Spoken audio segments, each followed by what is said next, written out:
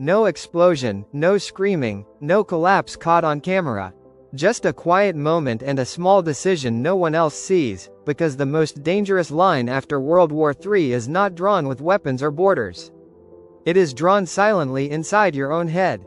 After the bombs, after the silence, after routines slowly return, there comes a moment no one prepares for.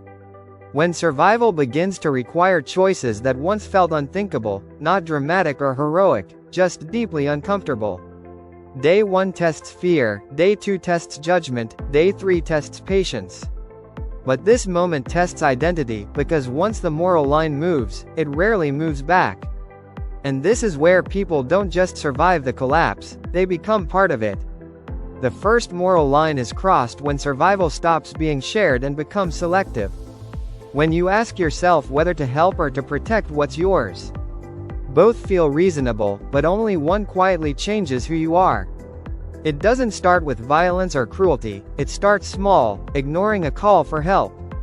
Staying silent when misinformation spreads, letting someone fail because it benefits you. And that small justified choice becomes the first line you never fully erase. People don't cross the moral line because they are evil. They cross it because they are tired, hungry, responsible for others. And pressure doesn't reward compassion, it rewards efficiency. Your brain begins to calculate resources, risk, exposure. Unpredictability, helping others feels dangerous because unpredictability gets people killed. And this logic feels correct, but it is not free. Once you justify crossing the first line, the second feels easier. Then the third, and each time something subtle disappears, empathy dulls, suspicion sharpens. And you survive while slowly losing recognition of yourself. True survivors don't enjoy crossing moral lines, they pause and feel the weight of it.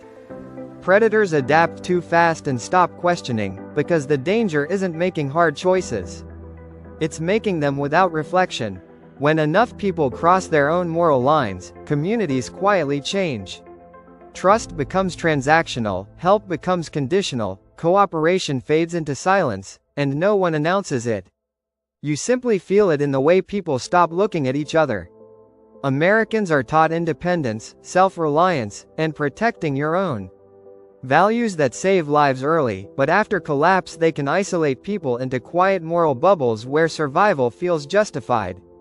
And responsibility feels optional. There is a difference between choosing not to help and choosing not to care.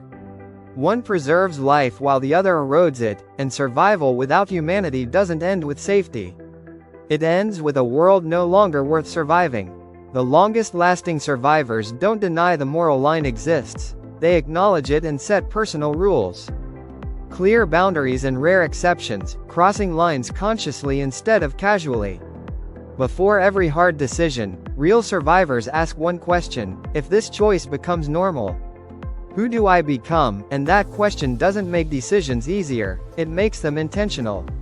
History shows the same pattern after every collapse. Those who last are not the cruelest.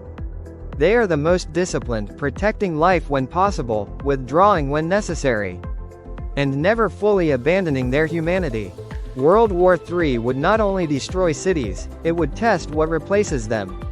And the first moral line decides whether what comes next is a rebuilt society or a hardened system beyond repair. Survival will demand hard choices, but it should never demand that you forget who you are. And if this video made you pause or feel uncomfortable, that is the point, so subscribe to The Last 72 Hours.